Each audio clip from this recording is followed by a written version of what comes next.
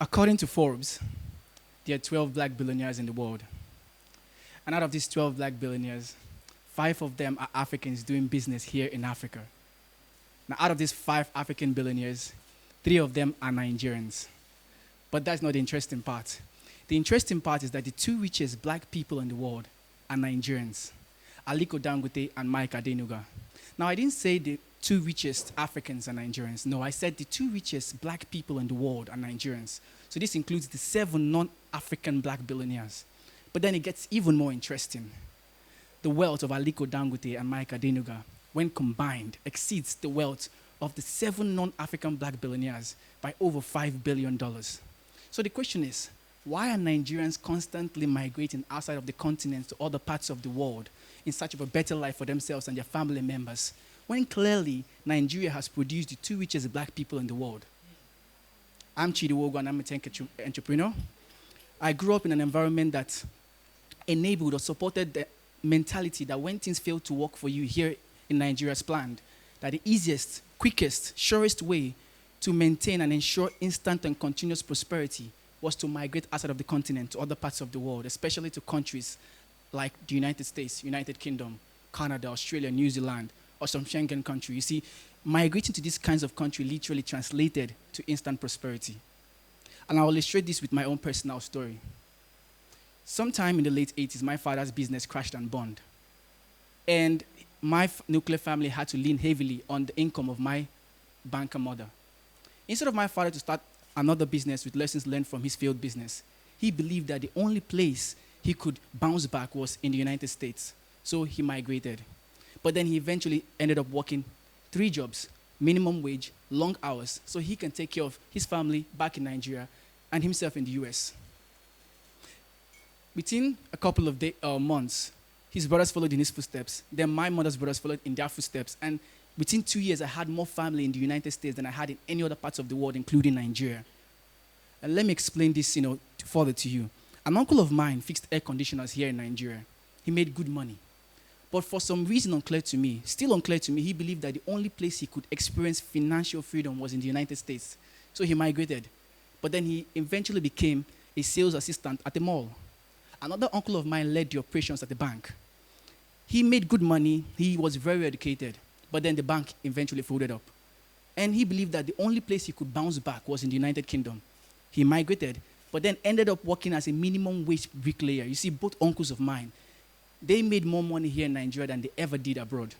And the uncle of mine who refused to migrate, who believed he's going to make it here in Nigeria, regardless of the uncertainties that posed to his business, eventually became the financially most successful one. But yet, whenever I travel abroad and I take pictures and I post them on social media, people will automatically think I'm doing well. They would reach out to me and they would congratulate me for escaping the black hole called Nigeria. They would congratulate me for living in heaven here on earth. And then when I tell them that I'll be back in a few days or weeks or months, they will always ask me, why? There is this tune they always ask that always suggests that I must be crazy or I'm high on something cheap and strong. But the truth is that I grew up watching my family members switch their environment when the going got tough.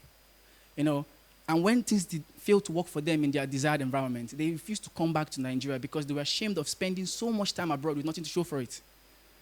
So I knew early enough that switching my environment was not an instant remedy to my financial situation.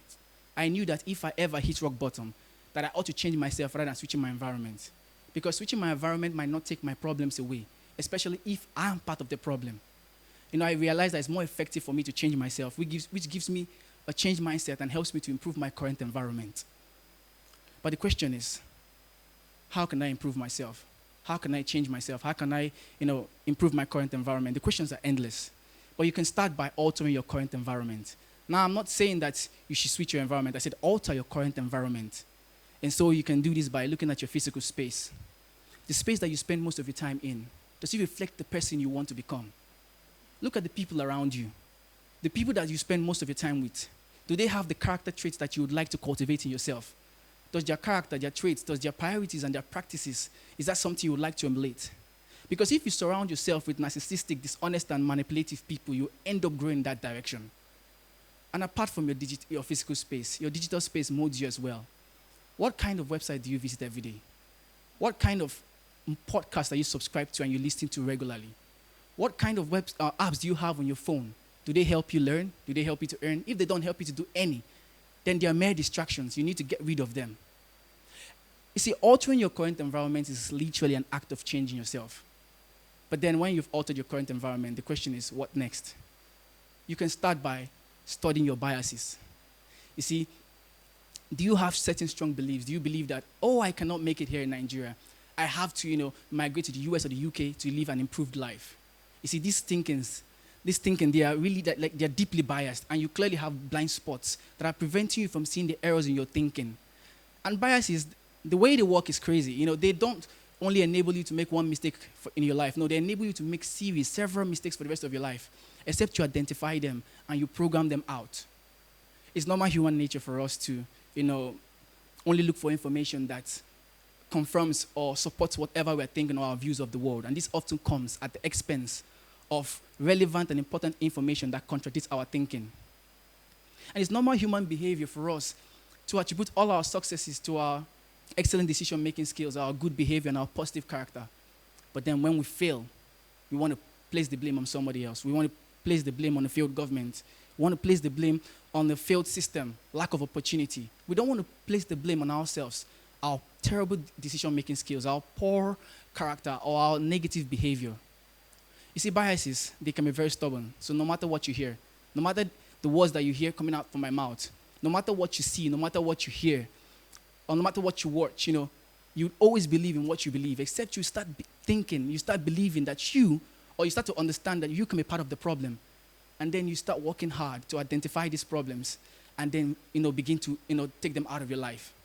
And when you begin to, study your biases and get all these biases out of your thinking, you discover that so many things begin to happen to you. One of the things is that you begin to make excellent decisions, and that's not all. You begin to see problems differently. When people see problems as challenges and begin to complain about them, all you're going to see are opportunities, to make a difference. And so you go ahead, you brainstorm, and you fix them.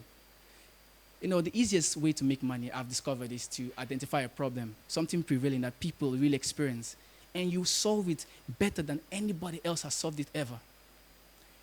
Because problems are not an avenue for us to place the blame on the failed government and seek for ways to migrate outside of the country. No, they're an opportunity for us to create something out of chaos, something amazing out of problems. Recently, I discovered that most of the electricity grid in the United States were not made by the government. They were not provided to them by the US government. They were provided by common citizens like ourselves, common community members. They became proactive and decided to fix their problems. They did not wait for the government to fix it for themselves. Ask not what your country can do for you, but ask what you can do for your country. These are not my words. These are the words of John F. Kennedy, asking young people like us right here, telling us to engage or encouraging us to engage in civic action and public good. So right now, I'm saying this to you guys, everybody listening to my voice, everybody watching me right now.